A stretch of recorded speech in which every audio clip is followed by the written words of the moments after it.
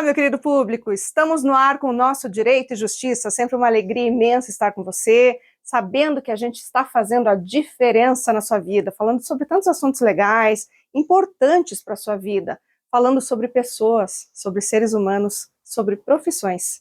E hoje não poderia ser diferente, né, gente? Estamos aqui com um grande profissional da área jurídica, um grande advogado criminalista.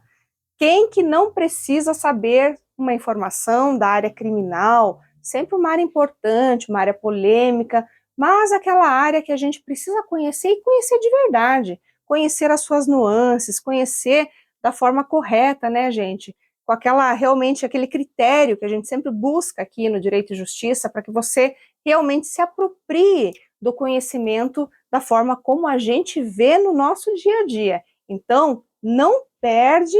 Espera aí, eu não vou falar ainda quem é esse convidado, e ele vai falar sobre a sua carreira, sobre os assuntos que mais interessam aí na área jurídica e na área especificamente criminal, né, os assuntos que ele realmente gosta mais, é até difícil, que ele falou que ele é um apaixonado pelo direito criminal, né, a gente vai deixar a conversa bem livre aqui para que ele consiga realmente trazer para você tudo aquilo que impacta a vida dele de uma forma tão positiva e tão prazerosa. Porque, acima de tudo, você sabe, né, que a gente está aqui para te inspirar. A gente está aqui para você também se sentir parte dessa nossa conversa e também saber que você pode fazer aquilo que você quiser, que você pode também ser um grande advogado como ele, que está aqui hoje. Além deste grande advogado, nós temos também o Matheus Tiro de Castro com a coluna de economia, que fala, né, da economia tanto no Brasil quanto no mundo.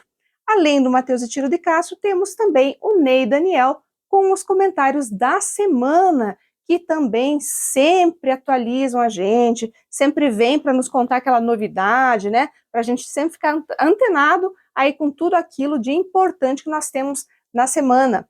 E além disso, teremos, por fim, a coluna de direito imobiliário também, para a gente saber sobre a atualidade também da semana, porque quem não precisa saber dessa área tão importante que é o direito imobiliário, não é mesmo? E claro, vamos também ter aí o nosso patrocinador e também ali um pouco daquilo que é o nosso Sindicato dos Advogados do Estado do Paraná, para que você conheça cada vez mais sobre esse órgão tão importante. Mas antes de tudo isso, eu vou então, antes de mais nada, também chamar o nosso patrocinador. Vamos lá? A Domínio Legal Soluções Imobiliárias é uma empresa que possui como objetivo social a gestão imobiliária, no que se inclui a regularização de imóveis. A Domínio Legal Soluções Imobiliárias trata da particularidade de cada cidadão, dentro das necessidades sociais dos moradores das regiões afetadas pela irregularidade imobiliária. Domínio Legal Soluções Imobiliárias.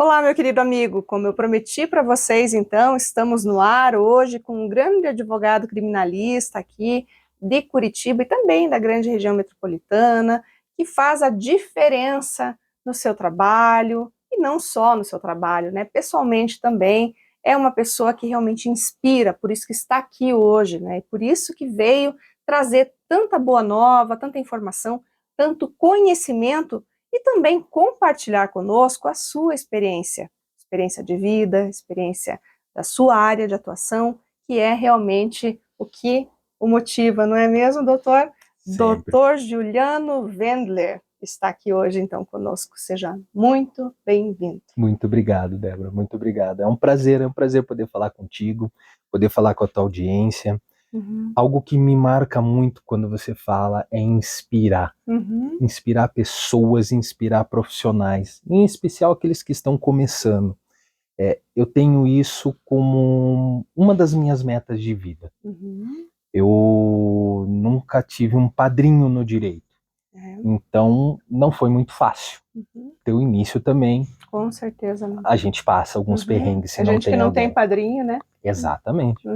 Então, uma das minhas metas é inspirar, porque eu vejo tanto advogado desistindo da área criminal por barreiras criadas até por outros advogados um pouco mais a área também já experientes. não é fácil, né, doutor? É estigmatizado. É, né? Essa é outra meta que eu tenho.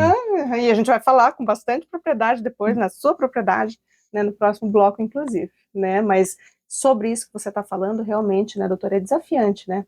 É desafiante. É desafiante pela profissão, pelos casos, pelo estigma, por barreiras criadas, às vezes, pela sociedade, barreiras criadas pelo próprio judiciário.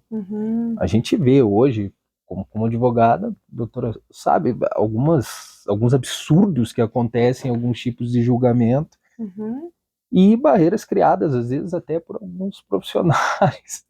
Infelizmente, né, doutor? Porque é isso que a gente fala, né, pessoal? Quando a gente advoga, e o doutor aqui hoje é o nosso exemplo, né, a estrela que está aqui hoje iluminando, né, o nosso palco, né, que eu falo aqui da nossa atividade, né, que é comunicar, que é levar para você essa informação, não é fácil, né? Quem olha muitas vezes, né, o advogado pensa, olha lá, né, o advogado está ganhando bem, né, na área criminal, né, um cara bem remunerado, né, um grande profissional, mas não sabe, gente, o quanto é difícil, primeiro, chegar. É porque a gente sempre fala, né, doutor Juliano, que temos uma longa caminhada, que é fazer uma faculdade.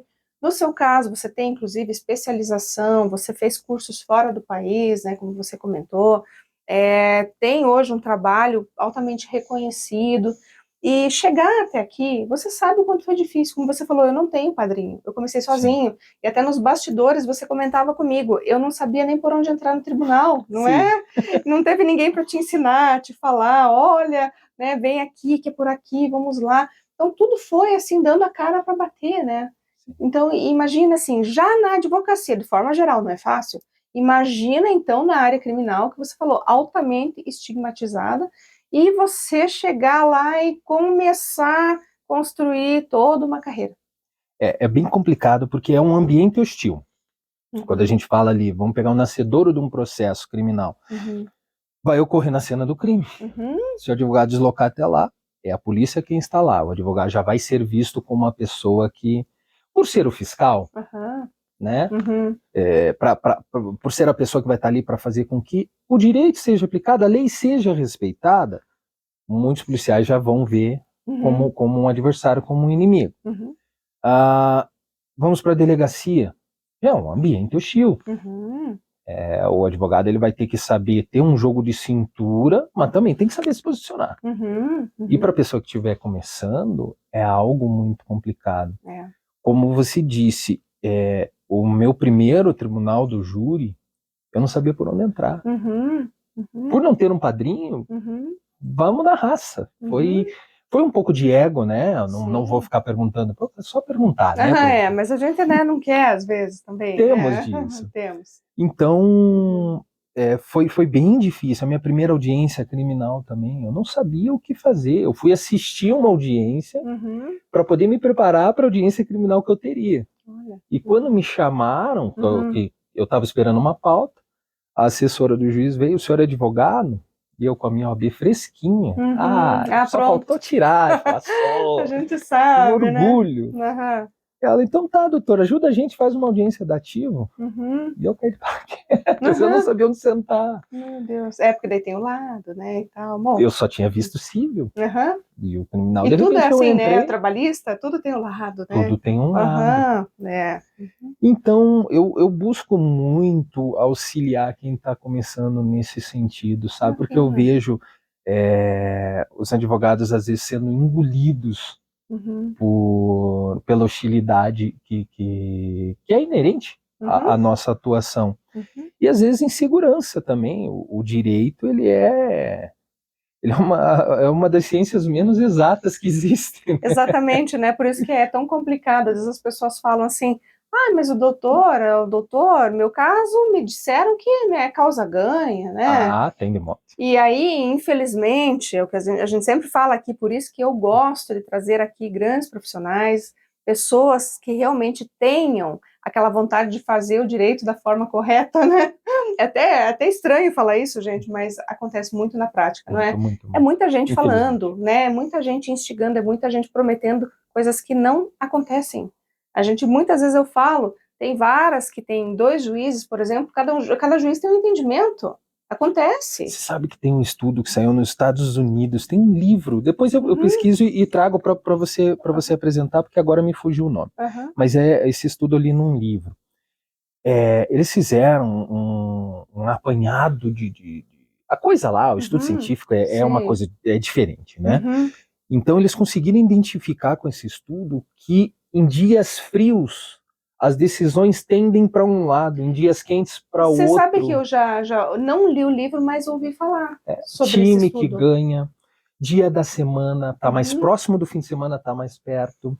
Se o fim de semana foi mais gelado, se o fim de semana foi mais ensolarado, mesmo juízes, é um estudo bem sério. Então você imagina, a lei é uma só, é um texto que é interpretado. Exato. E interpretado por quem? Por pessoas.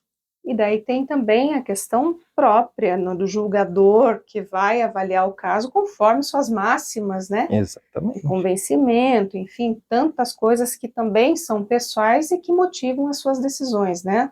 Então a gente está assim à mercê, digamos, né, daquilo que realmente vai, né, ser julgado no teu caso ali, não tem como dizer. Nós temos aqui no Paraná, eu posso falar o estado, porque é um estado muito grande, né? Mas não vou citar comarca, não vou citar nomes por questões éticas.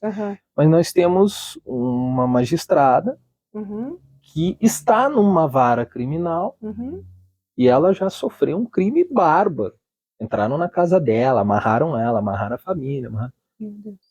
Como um ser humano, eu não tenho nem como falar dessa magistrada, mas como ela vai julgar um caso de roubo, por exemplo? Então, justamente. É um ser humano. É um ser humano. Toda vez que ela for julgar um caso de roubo, ela isso vai lembrar do caso dela. Aflorar, é claro. O juiz tem que ser imparcial.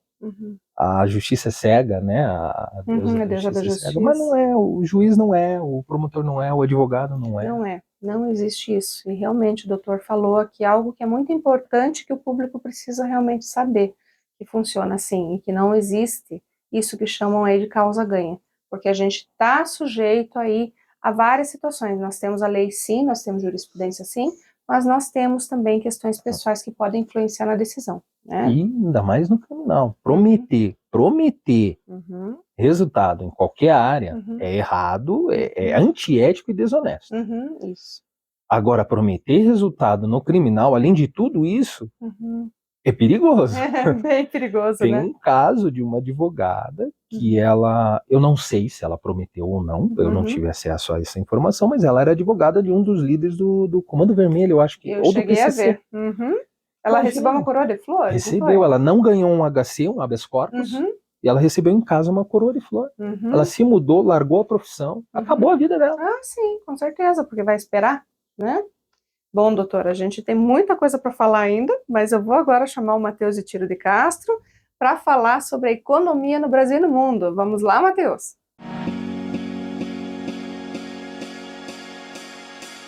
Olá, meu caro amigo telespectador, cá está nos prestigiando mais uma vez e nós falamos sobre a economia.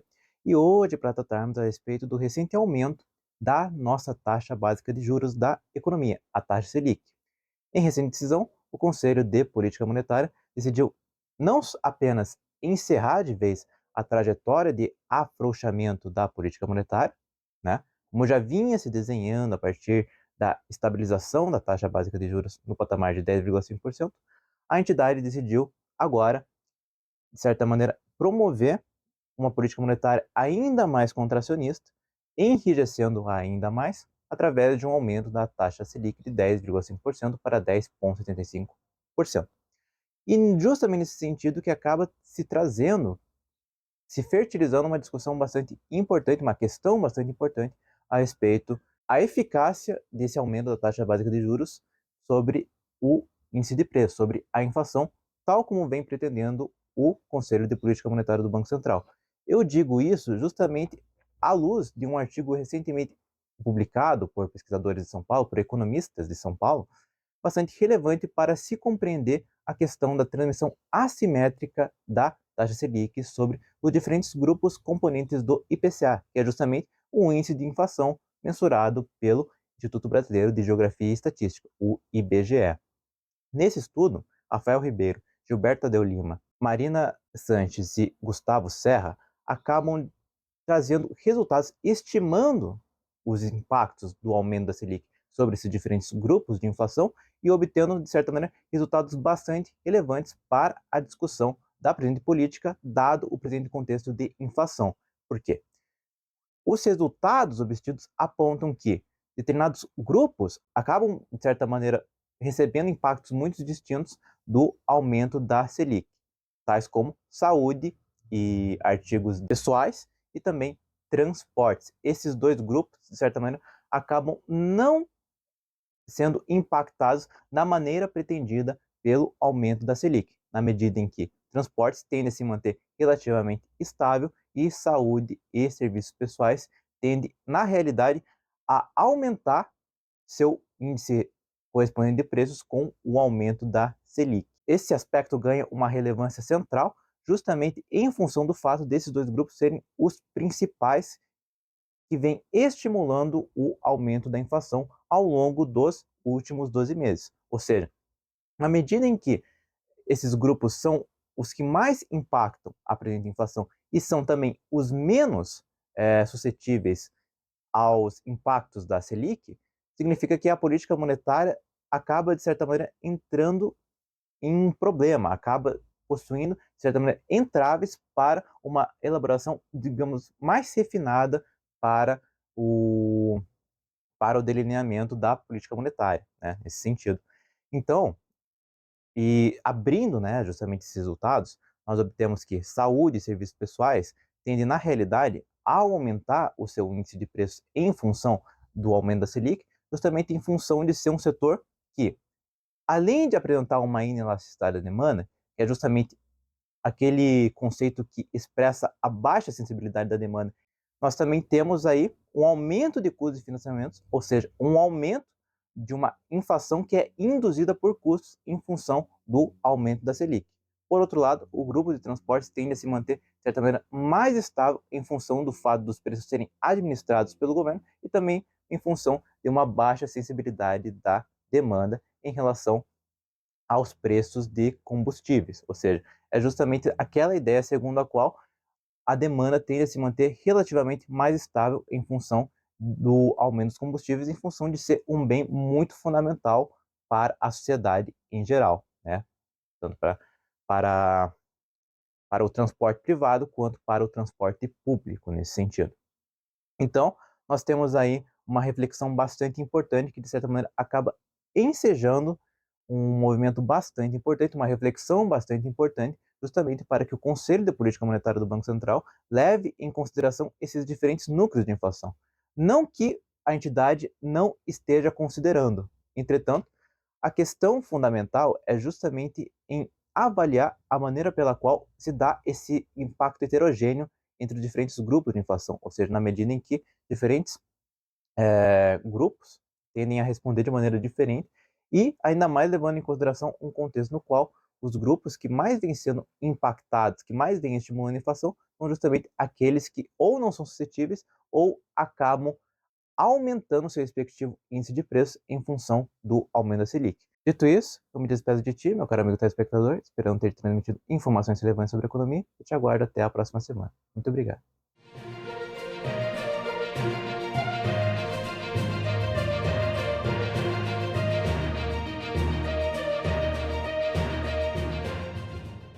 Voltamos então agora, após as notícias aí do Matheus, para conversar ainda aqui com o Dr. Juliano. E o Dr. Juliano, a gente sabe que a área criminal, ela é uma área extremamente difícil, né? Uma área que realmente, sempre falo, tudo tem que ser vocação. Esse negócio de dizer, ai, meu pai mandou, ai, minha família quer, ai, eu acho que dá dinheiro, ai, porque é chique, ai, porque não sei o que, vou ter status, isso aí não funciona, especialmente no direito, gente. Não. Você tem que amar, isso a gente falou até nos bastidores, né, doutor Juliano? A gente tem que amar o que a gente faz, porque se você amar, como eu falo aqui, o doutor Juliano não tinha padrinho e olha quem ele é hoje, olha onde ele está. Justamente pelo amor, pela paixão que ele tem pela advocacia e da área dele, né? Mas a gente sabe que quando a gente vai, eu não sei se a área às vezes escolhe a gente, ou a gente escolhe, eu sempre falo isso. Né? A área escolhe a gente, né? Para mim também foi assim. Então a coisa parece que acontece de um jeito e quando você vê, você está dentro dela. E no caso, né, que você falou, a área escolheu você também, mas você sabe que não é fácil, né? Especialmente no direito criminal, penal, a gente sabe o quanto é falado, quanto as pessoas têm de preconceito, Defensor de bandido. defensor de bandido, né? Uhum. E que, infelizmente, apesar da gente ter a própria Constituição Federal falando, né, que ninguém pode, princípio da presunção da inocência, né? Sim. Ninguém pode ser julgado ou condenado, né, ou, né, considerado culpado até que se, né, realmente tenha uma sentença com trânsito em julgado, enfim. Então, como é para você, até para inspirar, para ajudar aquele que está procurando uma área, porque tem muita gente aqui que é formada em direito e está buscando um profissional como você para se inspirar, né? Como é estar numa área que tem esse estigma todo, doutor Juliano? Olha, em primeiro lugar, o advogado profissional do direito, falando para quem está começando, para quem quer, é a área que as pessoas mais vão perguntar. Vai sentar numa roda de amigos, vai sentar numa roda de futebol. Ai, qual que é o caso mais? As pessoas querem saber. Agora, quando não é por essa simples curiosidade, a gente encontra o preconceito. O bandido bom é bandido morto, o advogado é defensor do bandido, defende criminoso, é criminoso igual, é pago com dinheiro do crime, com dinheiro de sangue. Nossa, Como é que você vive em paz, escuta, né? Nossa. Como é que você dorme? E o pior, às vezes, escutar isso de uma pessoa leiga, um ignorante no assunto, Até vai, tudo né? bem, eu aceito, mas ouvir isso, às vezes, de algumas autoridades, isso me incomoda. Em primeiro lugar, eu entendo, concordo e também estou. A sociedade está doente, a sociedade está cansada de falta de segurança, de processo lento, porque é o que sempre dizem. O advogado criminal soltou, buscou uma brecha na lei e soltou. Gente, o advogado não busca brecha em lei, não existe brecha em lei, existe lei. A lei está ali para ser cumprida e o advogado ele está ali para garantir que a lei seja cumprida. Agora, se o Estado comete uma ilegalidade, se o Estado não segue a regra do jogo, o advogado tem que estar ali e aí é que tem que estudar, tem que se dedicar e tem que ter vocação para aquilo que vai fazer. Tem que ter orientação. Às vezes, um apadrinhamento ajuda muito, mas pelo menos estudar, se dedicar. Não tenha dúvida, né? Então o advogado ele vai estar ali para quê? Para identificar isso. Opa, Estado, você tinha o dever de garantir um devido processo legal. Você tem o dever de garantir que a regra do jogo seja respeitada. E você não fez. Está aqui uma nulidade. E é aí que solta o cliente. Nossa, mas tem uma câmera que pegou ele atropelando alguém, vamos supor. E como é que o juiz soltou? Em primeiro lugar, o que se disse? A pessoa responde em liberdade. A regra é liberdade. A prisão é só em casos específicos. Aí as pessoas dizem, o acusado sai antes da polícia na delegacia, porque a regra é a liberdade. A pessoa só pode ser presa se ela oferecer algum tipo de risco. Tanto que pessoas que caem preso em flagrante são criminosos contumazes, reincidentes específicos. Ele foi preso, ele foi solto, ele foi preso de novo. Tá? Esses ficam. Esses ficam. Os que saem são os que são primário, são aqueles que não oferecem um risco para o processo, um risco para a sociedade. Então, o advogado não é achador de brecha. É a primeira coisa. E outra coisa que as pessoas tendem a esquecer. O bandido bom é bandido morto. Vamos colocar essa frase que é a mais célebre, né? Quem é bandido? É a primeira coisa que a gente tem. Nós vamos entrar num debate, né? Vamos conceituar as coisas. O que é bandido? Eu acho que todo mundo que pensa assim, ou que não pensa, concordaria comigo que bandido é uma pessoa que comete crime. Daria uma explicação rasa, mas eficaz. Quem comete crime? Quem descumpre a regra, né? A lei. Então, se tem uma lei dizendo que fazer isso aqui é crime e a pessoa faz, ela cometeu um crime. Se ela cometeu um crime, logo ela é um criminoso, é um bandido. Bandido bom e bandido morto. Se o filho de alguma pessoa que esteja ouvindo, um irmão, ou até mesmo essa pessoa que fala isso, sair de casa, ir para uma festa, ir para um churrasco, beber e voltar para casa dirigindo, em plenas condições. A gente sabe que tem muita gente que bebe e Sim, consegue. e volta. Infringiu a regra? Infringiu. Cometeu um crime? Então, vamos matar ele também. Porque o bandido bom é bandido morto. A pessoa que não... Eu sempre uso esse exemplo. Nós vivemos no Brasil e muitas pessoas não declaram 100% daquilo que recebem. E aí? E aí? Vai levar um dólarzinho a mais para os Estados Unidos sem declarar? Então. É um crime também. O bandido bom é bandido morto. O ser humano é egoísta por natureza. Então o bandido bom é bandido morto. Mas não. Mas aí, desde que seja o outro, ele né? bebeu, dirigiu, não atropelou ninguém. Não, eu só fiz... Eu sempre tem. Sempre tem uma desculpa, né? Exatamente. Então, a gente tem que começar a pensar nisso. A regra vale para todos. Então, não, o bandido bom não é bandido morto, é bandido julgado, condenado ou absolvido. E o advogado não é achador de brecha. O advogado é fiscal. O réu em um processo é parte hipossuficiente, ela é a parte mais fraca.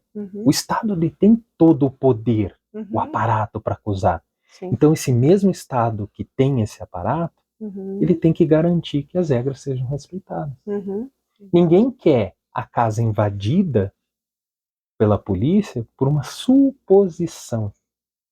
E outra coisa, até que eu costumo sempre colocar, é um pequeno mal-entendido tem um poder, né, de causar um estrago e virar um processo criminal. Veja só, né? Eu tenho inúmeros casos no meu escritório, estou com um agora. A menina começou a pagar boletos por uma empresa. Essa empresa foi investigada e está sendo apurada uma fraude. Como ela mandou dinheiro, ela também entrou. Ela está sendo acusada. Você veja que difícil, né, gente? Então, o mal-entendido tem um poder enorme. E isso não pode servir para incriminar essa pessoa, né? Que na verdade foi uma vítima. Exatamente. Né? Está sendo uma vítima. Bom, gente, temos mais para conversar aqui, mas agora eu vou chamar o Ney Daniel para que a gente saiba aí um pouquinho do que aconteceu no mundo jurídico nessa semana. Vamos lá, Ney?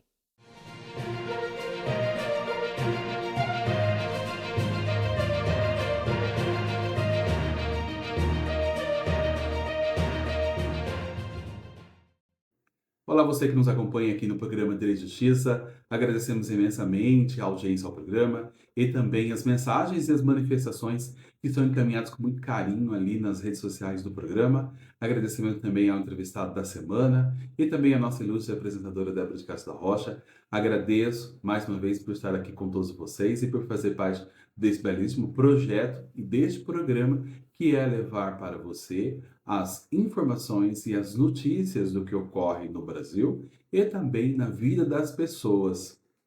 E hoje iremos ressaltar um assunto de suma importância sobre o mercado imobiliário, especialmente para você que deseja adquirir, ou seja, comprar um imóvel ou até mesmo investir, pois estudos técnicos econômicos realizados por especialistas independentes demonstram claramente que vai aumentar a carga tributária de moradia, seja apartamento, aluguel ou até mesmo em lotes. Pois há um projeto de lei, a emenda à Constituição Federal, cujo projeto prevê desconto de em média de 40% na alíquota de imposto sobre bens e serviços dos estados e municípios e aproximadamente 60% do governo federal para operações de aluguéis. O custo do imóvel no quesito popular, com um preço em média de aproximadamente 200 mil, prevê uma queda de até 3,5%. Diferente de um imóvel de alto padrão, que deverá acrescer 3,5%. Deste modo, a reforma tributária ocasionará menos tributos aos imóveis populares e que deverão aquecer neste período o mercado imobiliário. A reforma deverá aumentar muito a eficiência no setor da construção e também da incorporação, pois ao permitir recursos de crédito sobre os insumos, pois o objetivo é prever a adoção de métodos construtivos muito mais eficientes. Espera-se evoluir com as tratativas junto ao Congresso Nacional e ao governo para esclarecer os impactos e decisões políticas sobre o setor imobiliário, na moradia e também na geração de emprego, impactando assim o aquecimento do mercado imobiliário. Bom, gente, espero que você tenha gostado dessa informação e quer saber mais sobre o mercado imobiliário ou então formas de aquisições. Então entre em contato conosco, encaminhe uma mensagem para nós e continue acompanhando o programa Direito e Justiça. Domínio Legal, soluções imobiliárias.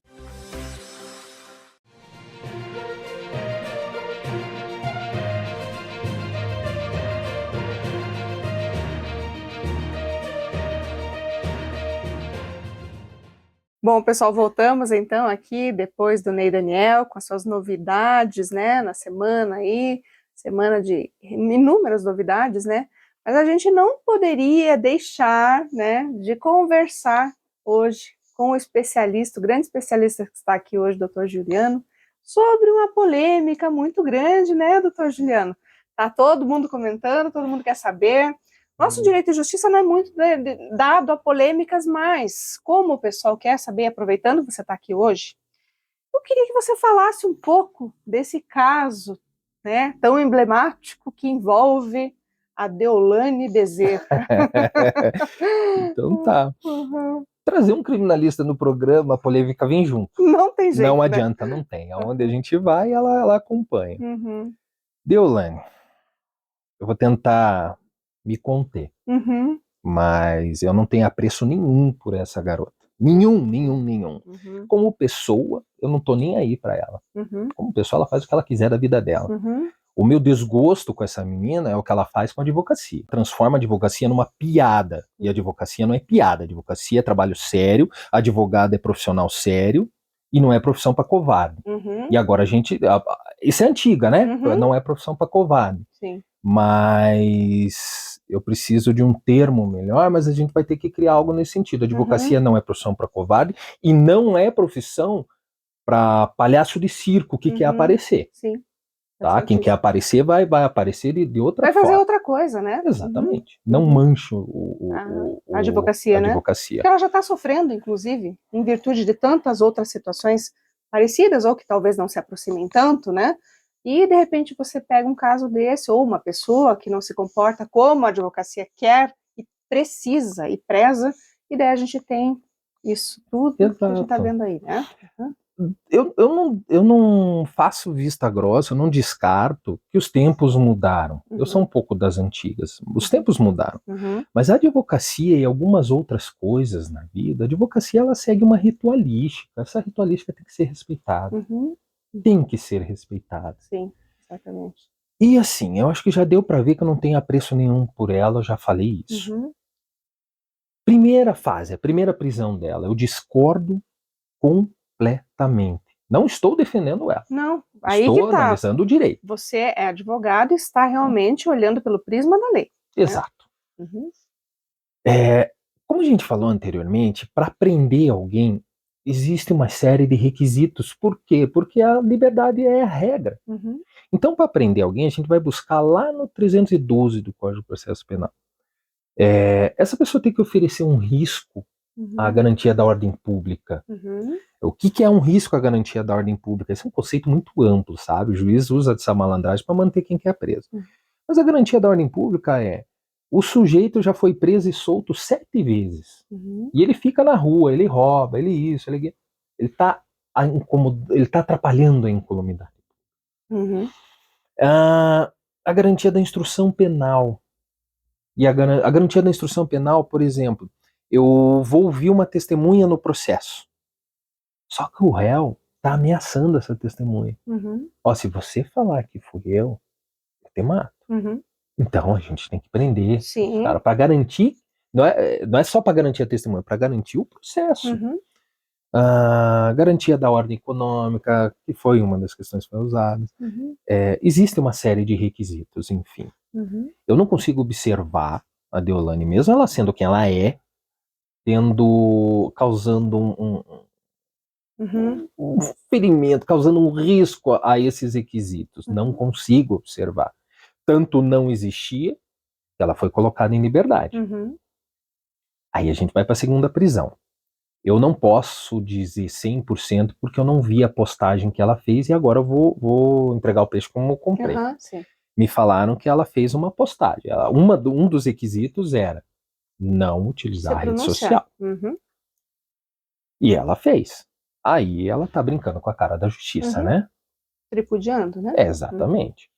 Mas mesmo assim, me dói às vezes o coração, mas mesmo assim eu acho que ainda não existia motivos. Né? Porque além desses requisitos para prender, nós temos inúmeras medidas, que a gente chama de medidas cautelares, para manter solto. No caso dela, não use bloqueio de rede social, bloqueio de contas, sequestro de bens, prisão domiciliar, tornozeleira eletrônica, afastamento de determinadas pessoas, locais. Então, eu acho que no caso da Deolane, dá para garantir aquilo que se busca com o processo, com ela solta, com aplicação de medidas.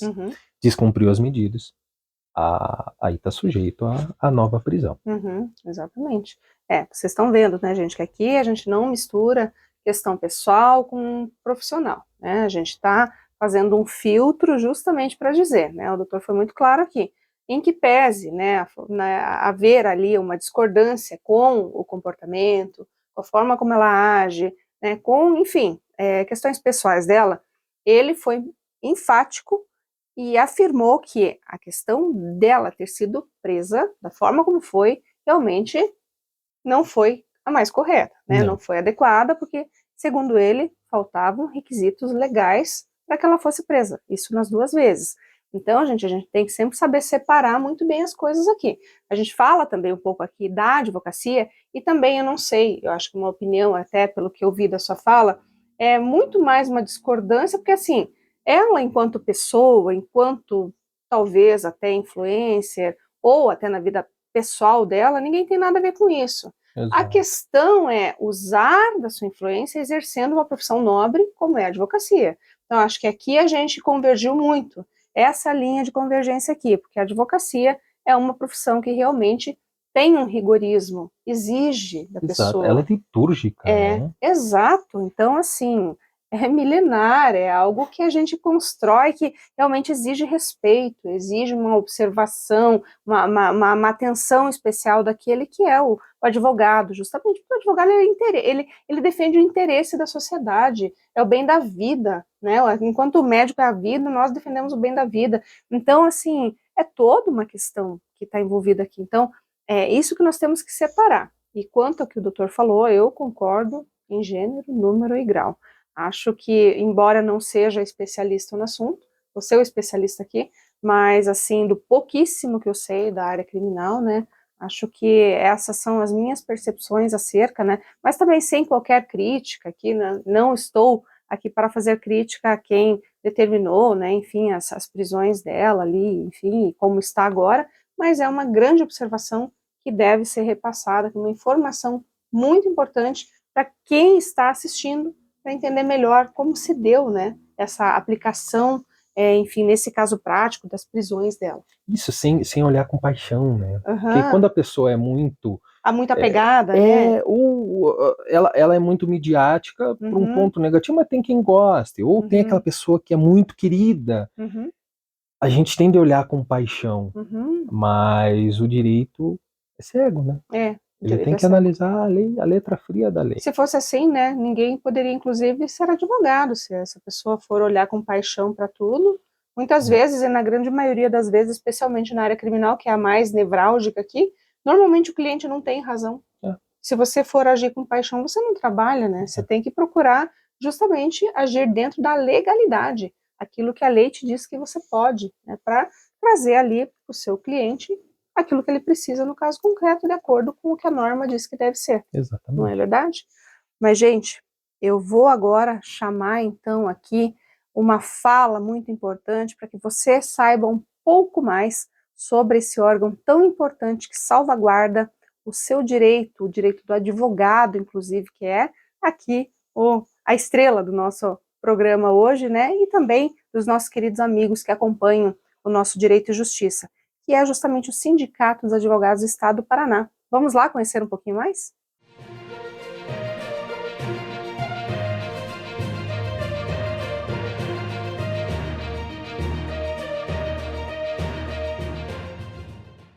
Olá, meu querido amigo, voltamos aqui com a nossa coluna de Direito Imobiliário e hoje nós vamos falar um pouco sobre um tema muito importante que reflete diretamente nas negociações de imóveis e aqui no caso imóveis rurais, gente.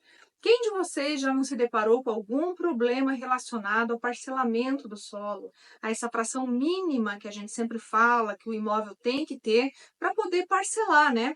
Aqui hoje, inclusive, em virtude da importância desse cenário, a gente vai abordar a temática voltada ao PL 6.088 de 2023, que trata justamente da redução da fração mínima de parcelamento, que é o dito aqui FMP de imóveis rurais. E nesse sentido, até vale a pena a gente salientar que é um projeto de lei que, inclusive, foi encampado aí pelo deputado Zé Trovão, do PL Santa Catarina, então está tramitando, esperamos que, inclusive, haja aí logo uma sanção, né, para que a gente consiga ter a prática disso, né, no nosso dia a dia, isso se consolidando. Por quê? Porque, na verdade, o que acontece hoje? No Brasil, nós temos aí parcelamentos que podem variar de município para município, a depender da necessidade local, a depender daquilo que é importante, né, da visão do município sobre aqueles espaços rurais, aquelas áreas rurais. Então, o que se pretende com esse projeto de lei, né? Justamente fazer com que haja um novo limite de parcelamento que será reduzido ou fixado, né, a depender da localidade, em 5.000 metros quadrados, ou seja, aqui a gente vai estar falando de meio hectare, gente. Então, a gente muda totalmente esse panorama que nós temos aí, né? Que em cada lugar nós temos um parcelamento diferente, variando, então, aí a depender da localidade. Mas vejam que, então, quando a gente fala, né, de fração mínima de parcelamento de solo, né, vale a pena a gente também explicar aqui, né, para quem está chegando agora, né, tá agora tendo acesso a esse tipo de informação, que consiste, então, na menor área em que o imóvel rural pode ser dividido legalmente falando, tá, gente? Então, claro que a gente vê muita situação aí de irregularidade, daí quando que você vai descobrir isso? Justamente quando você vai vender, quando você tenta regularizar, enfim, quando alguém se interessa pelo seu imóvel, você percebe que não tem como ali ter ali uma venda, uma transferência, uma doação, efetivamente falando, porque aquele imóvel não está se adequando à fração mínima de parcelamento do solo. Então, nesse ponto aqui, a gente salienta também que os municípios sempre estabelecem o parcelamento mínimo da área para poder também organizar o seu solo, o seu espaço, né? Nesse caso rural, né? Desses imóveis rurais, e para que também não haja aí a fragmentação excessiva também desse solo, que também haja aí a promoção da sustentabilidade, que a gente tanto fala e tanto prima, até considerando o meio ambiente, né? A gente nunca pode esquecer disso. Então vejam que hoje, né, quando a gente fala sobre parcelamento, e eu já salientei também, já disse a vocês no início aqui, cada município pode estabelecer a fração que acha mais conveniente a depender da necessidade local, né? Então aí, dependendo da situação, a gente pode ter áreas que variam, ou municípios que estabeleçam áreas, né, que variam aí de 2 hectares a 5 hectares, né? Meio hectare é o que a gente vai ter agora fixado a partir deste PL. Então, hoje as variações que nós temos são de 2 hectares a 5 hectares, a depender da localidade. Mas nesse caso aqui, essa variação, como eu falei para vocês, ela sempre vai corresponder àquela necessidade. Então, essas regras, né, elas vão estar adaptadas às realidades locais e fatores, né, que influenciam muito justamente essa composição, especialmente quando nós falamos aqui de questões voltadas ou atreladas à vocação agrícola e densidade populacional daquela região, tá? Então, se a gente tem, por exemplo, uma localidade, um município que tem uma vocação agrícola muito forte, preponderante, a gente sabe que a gente vai ter que estabelecer uma FMP que é maior para garantir que aqueles direitos sejam efetivamente, então, ali concluídos ou alcançados, né, numa situação como essa. Então, nestes casos, a depender dessa situação, eu tenho que ter um tamanho suficientemente ou importante, né, a ponto dessa pessoa poder aí plantar, poder, né, enfim, produzir. Agora, se eu tenho uma área em que as pessoas, por exemplo, precisam de áreas menores, né, essa FMP, por exemplo, ela pode ser bem menor, e até mesmo para eu viabilizar a compra e venda, o acesso a estas áreas. Então, também, a depender desse caso, os municípios acabam estabelecendo essa FMP menor. Mas vejam que, a despeito de algumas críticas, né, porque até falam aqui, né, sempre tudo que vem, né, tem benefícios, tem vantagens, tem malefícios, tem desvantagens. Então, a gente sempre fala assim, tudo tem vantagem, né, porque eu, por exemplo, imagino que as vantagens são bem maiores do que as desvantagens, né, porque a gente pode alcançar justamente as populações de baixa renda, possibilitar o acesso à terra, a esse equilíbrio, né, essa justiça social que é tão importante quando a gente fala de área, de terra, e inclusive também possibilitar aqui aí o crescimento dos negócios imobiliários. Então, vejo que a gente tem muito mais vantagem do que desvantagem, tá, gente? Mas também, como a gente precisa também sempre pensar na questão que envolve o meio ambiente, né? Porque os impactos, né, também podem ser significativos se a gente não se atentar, né? Então, vejam que a gente vai ter agora, a partir desse PL, uma fixação, então, aí em 5.000 metros quadrados, ou seja, meio hectare, por FMP, e essa mudança, então, vai simplificar, e tem por esse pouco justamente, a simplificação e a uniformidade aí no parcelamento de imóveis rurais, tá?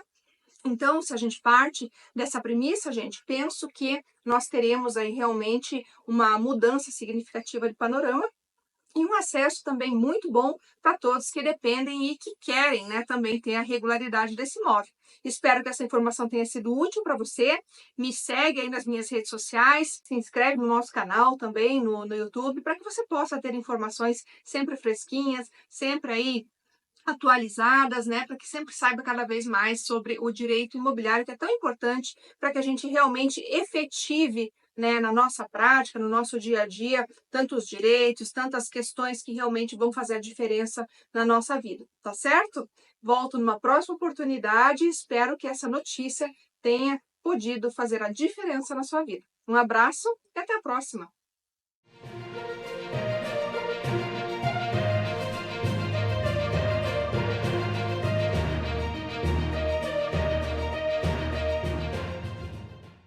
Bom, pessoal, voltamos aqui então, ainda falando sobre essa polêmica que envolve, né, esses últimos acontecimentos aí envolvendo Deolane Bezerra, né, e até você comentou bastante já no bloco anterior, suas impressões, a gente, né, justamente chegou aí a uma conclusão, né, e destacando, ó, inclusive a diferença entre questões pessoais e profissionais e éticas até envolvendo a própria atividade profissional da advocacia, né.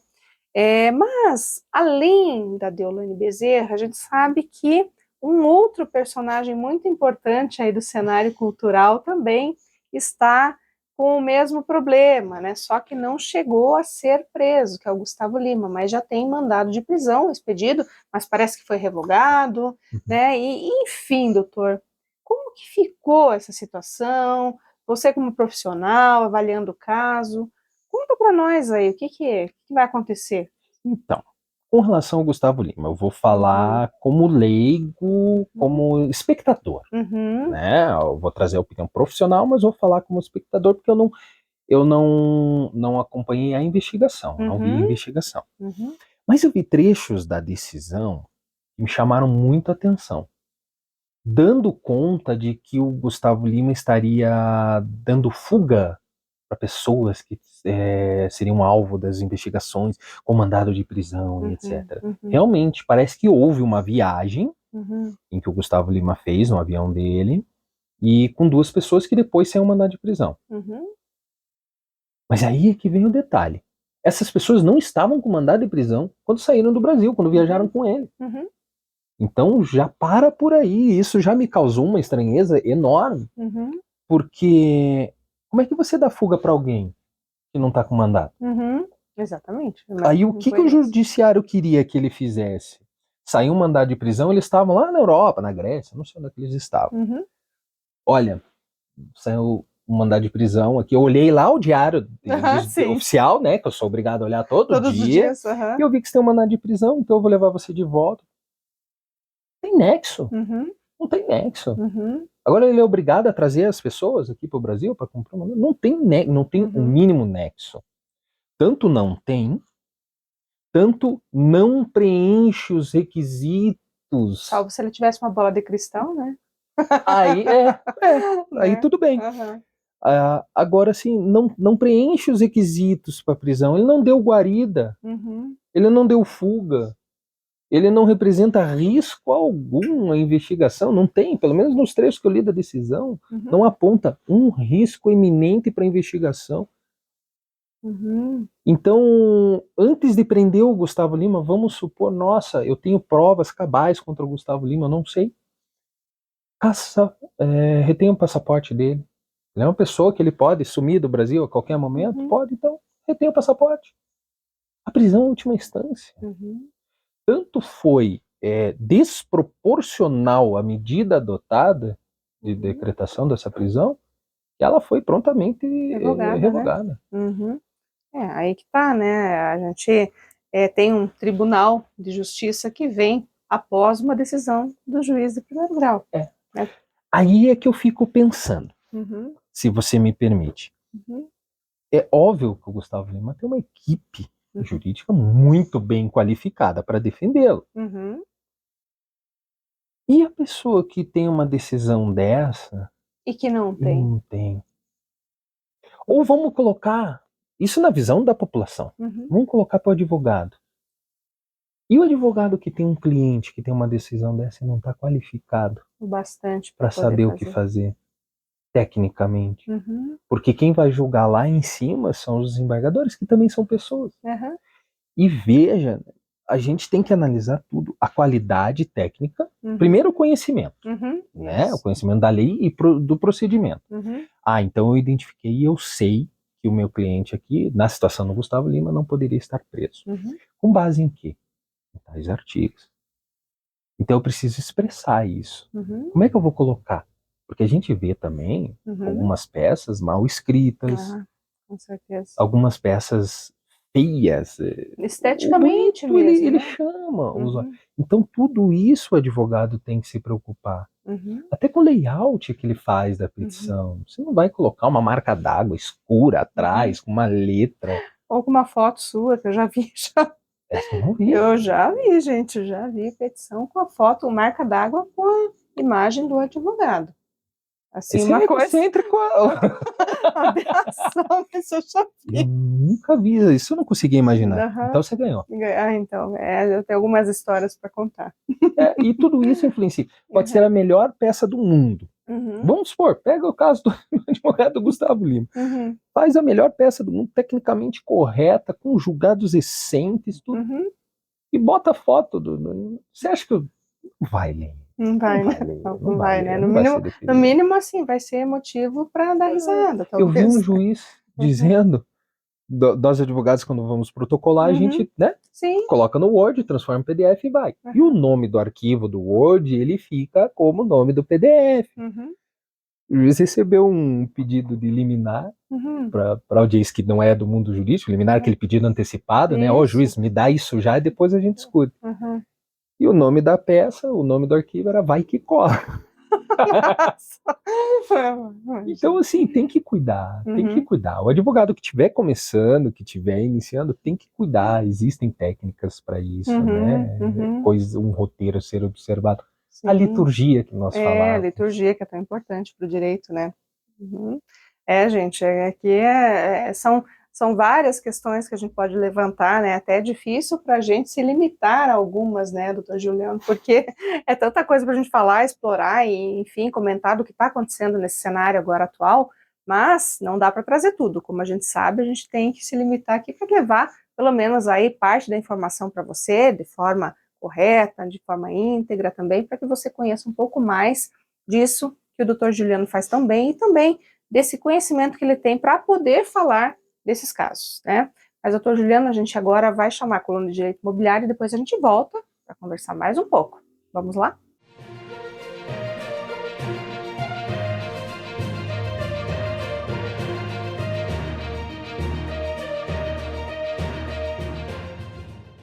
O SINAP, Sindicato dos Advogados do Estado do Paraná, foi instituído em 2 de dezembro de 1988, com o propósito em defender a classe de advogadas e de advogados no Estado do Paraná. Deste modo, o SINAP, Sindicato dos Advogados do Estado do Paraná, está situado na grande capital paranaense, em Curitiba. Porém, a sua Convenção Coletiva de Trabalho, a CCT, possui abrangência em toda a base territorial do Estado. O SINAP possui a matrícula sindical homologada no Ministério do Trabalho desde a sua criação para a base territorial. A Convenção Coletiva de Trabalho do Sindicato dos Advogados possui os planos de cargos e salários para os advogados e as advogadas atuantes no Estado do Paraná.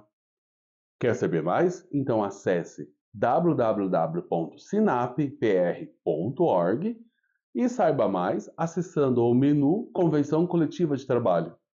Em 9 de agosto de 2024, tomou posse a nova diretoria do SINAP para o quadriênio 2024-2028. Assim, o sindicato possui uma nova gestão atuante entre advogadas e advogados diretores para as advogadas e os advogados do Estado. Agora, você, advogada e advogado, quer saber mais sobre a atuação do SINAP, os projetos e benefícios? Então fale conosco através do WhatsApp pelo número 41996586981 ou então acesse pelo teu celular o QR Code que aparece na tela.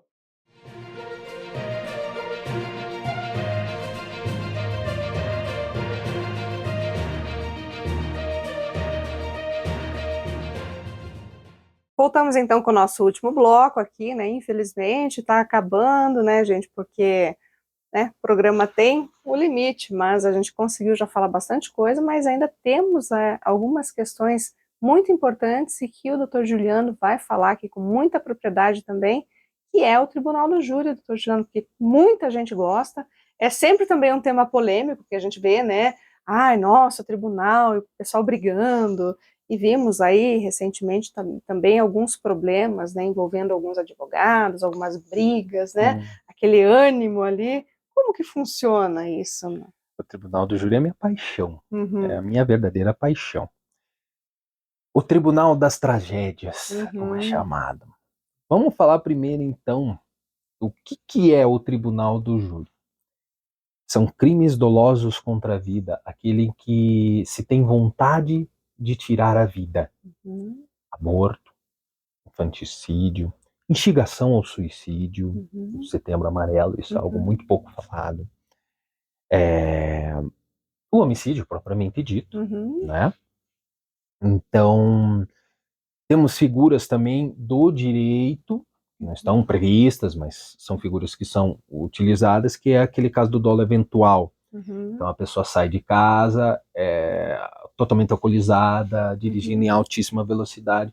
A pessoa ela tem condições de presumir que ela vai tirar a vida de alguém se ela se acidentar, então traz também, seria o dolo eventual. Por isso o Tribunal das Tragédias. O júri ele tem um rito muito diferenciado. Não é um juiz concursado quem julga. Quem julga é o povo. E eu acho o Tribunal do Júri tão maravilhoso por serem pessoas do povo julgando semelhantes. E eu até defendi em um trabalho de mestrado ou da pós-graduação, eu defendi que crimes de corrupção tinham que vir para o Tribunal do Júri também. Quem melhor do que o povo para julgar? Porque o povo é afetado. Quem sofre, né? Mas, voltando, são pessoas do povo. Então, uma mãe que tem... Melhor exemplo. Um pai que mata o estuprador da filha. uivado de raiva, de ódio, com vingança. Uhum. A pessoa estuprou a filha dele, matou a filha dele. Uhum. E o pai mata. O que a letra fria da lei diz?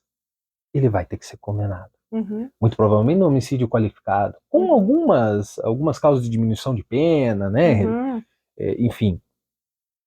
O que o juiz pode fazer? O juiz concursado, togado, ele tem que seguir a letra da lei. Uhum. O que os jurados podem fazer? Puxa, eu na situação desse pai faria a mesma coisa. Eu vou absolver. Uhum. E a decisão do júri tem que ser mantida, os jurados são soberana, né? soberanos. Exato. Então, existe um terceiro quesito, que é o jurado absolve o réu por clemência. Uhum. Na situação daquela pessoa, eu também faria. Uhum. Então eu vou absolver. Ou vou condenar. Uhum. Então o júri é maravilhoso por causa disso.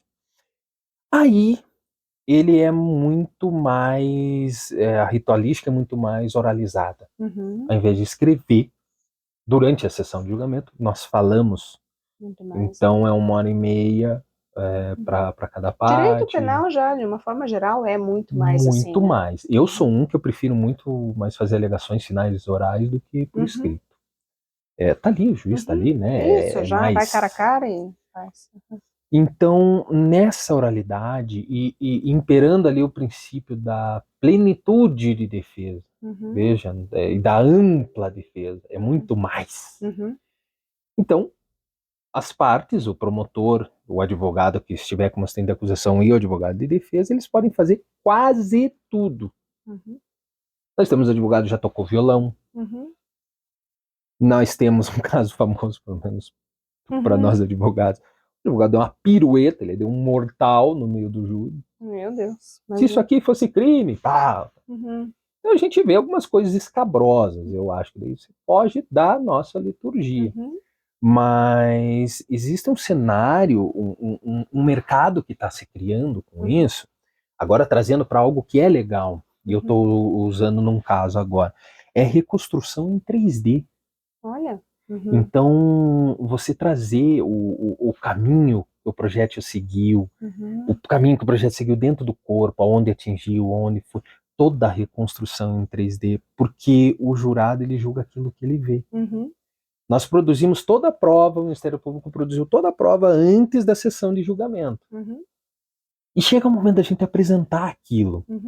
Como a gente estava falando antes, para apresentar uma petição para um juiz, para um desembargador, ela tem que estar de acordo. Sim. No júri também. Então, a vestimenta conta muito.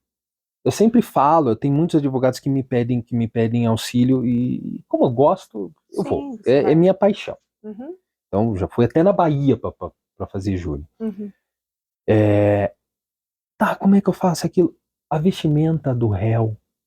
Tem advogado que acaba não se atentando. Você vai deixar o cliente ir lá de laranja? Quando o jurado vê aquilo, causou impacto. São pessoas do povo, não estão acostumados. O advogado está acostumado a ver. A roupa, eu falo muito para algumas mulheres que me pedem mentoria.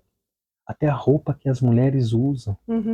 Porque entre as mulheres existe aquela coisa. Existe, a gente não pode. A gente sabe, né? Então, se a mulher, se a advogada vai com um salto muito alto, elegante, bonito, aparecendo, e se tiver uma jurada que olhe e fique com inveja? Eu não fui com a cara dessa mulher. Por quê? Porque ela é bonita, porque ela tá bem arrumada. Pronto, você perdeu. Quem perde é o cliente. Né? A forma de apresentar a vestimenta do cliente, a oralidade, a impostação da voz, a forma como você vai rebater. Às vezes o promotor pode te interromper, você sai. Teve júri que promotor e advogado saíram no soco. É verdade. Isso é um absurdo. É uma falta de respeito com o judiciário e com o jurado que está lá o dia inteiro. Exatamente. Então, às vezes, o advogado tem que ser combativo. Tem que ser. Eu já dei voz de prisão e já recebi voz de prisão em júri. Mas você tem que pensar que as pessoas estão vendo. Então, existe um limite para você perder a paciência, perder as estribeiras. E até questão de né? compostura também, né? Também. Compostura, respeito, né? E, enfim, tantas coisas aí. Questões éticas também que envolvem a própria classe de advogados. Então, são muitos cuidados, né, que a gente tem que ter até para não ter nenhum problema nesse sentido, inclusive acarretando, né, aí uma sanção, né, E profissional. o júri é local de reputação.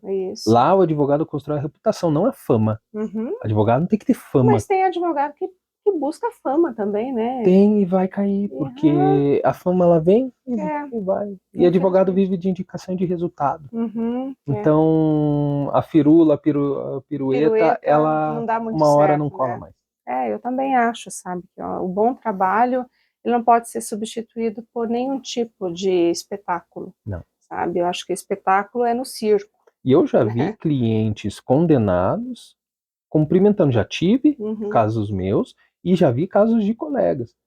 O senhor foi condenado. Poxa, doutor, mas muito obrigado. Eu vi o trabalho que você fez.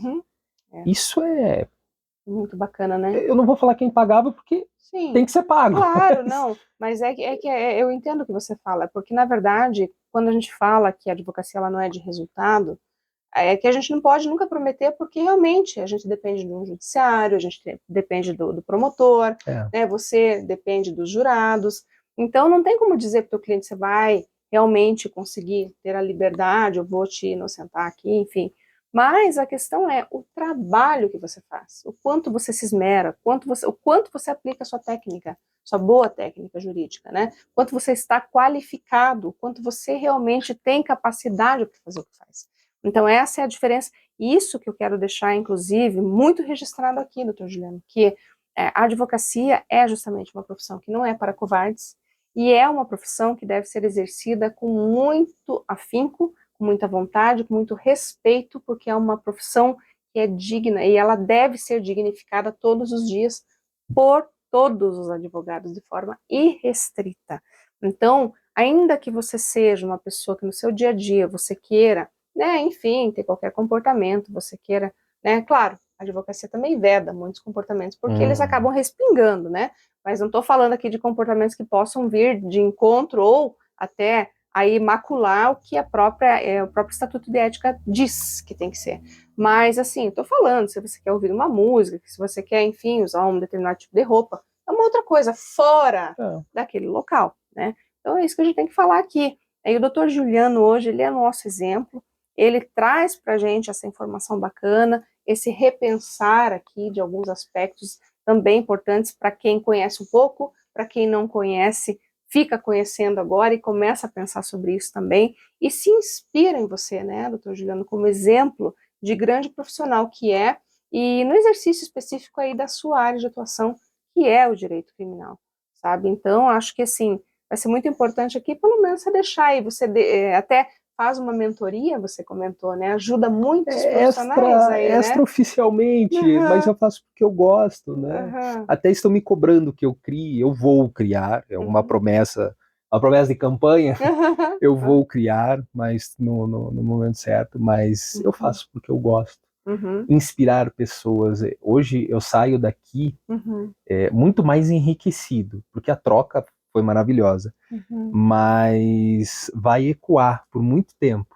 Inspirar pessoas, porque é uma das minhas metas de vida, é inspirar advogados e insistirem, porque tem mercado para todos. Isso aí, esse negócio de falar que não tem mercado, gente, eu sempre falo aqui no programa, seja quando vem advogado, seja quando vem, enfim, de qualquer área, sempre tem mercado. Não existe saturação quando você faz diferente. Exato. Né? Quando você se aprofunda, quando você escolhe, quando a área te escolhe, e você vai além do que aquilo que está ali no raso.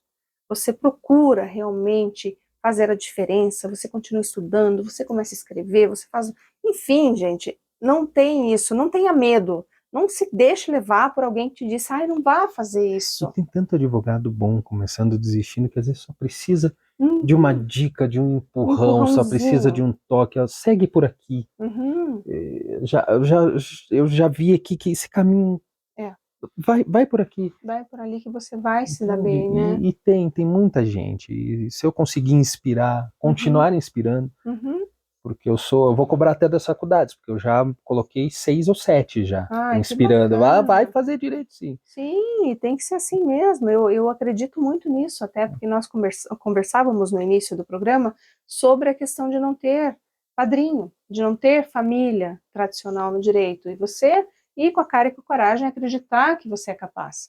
Bom, pessoal, então a gente está, né, finalizando agora, né, porque infelizmente, né, o nosso tempo, né, não tem como, né, prolongar mais, mas, doutor Juliano, eu lhe agradeço imensamente por ter vindo, ter dispensado seu tempo aqui conosco. Sei que veio com toda a alegria do mundo, né, porque você mesmo fala que, né, sempre gosta de inspirar pessoas, também está dentro do propósito, super alinhado com o que a gente faz aqui, né. Mas eu queria que você deixasse os seus contatos, né, para que as pessoas que também precisam desse apoio, dessa inspiração, possam buscar em você, então, aí um apoio, enfim, aquilo que você pode muito bem aí contribuir, né? Se puder, por favor. Claro, eu vou deixar, eu acredito que o Instagram seja o caminho mais rápido hoje. O meu Instagram é advogado.Giuliano Wendler. Giuliano é Giuliano, Wendler é com Wendler. Se colocar Giuliano Wendler no Google, vai aparecer, vai ter alguma forma de contato. E eu tô inteira à disposição. Muito obrigada. Bom, gente, eu mais uma vez me despeço também, com toda a alegria do mundo, sabendo aí que o meu convidado, as colunas, enfim, tudo aquilo que a gente pôde trazer para você hoje, fez a diferença na sua vida. Esperamos sinceramente que você tenha aprendido e mais, tenha se inspirado nele hoje aqui e possa saber que você pode chegar onde você quiser. Então, gente, nos vemos no próximo programa. Um grande beijo e até lá.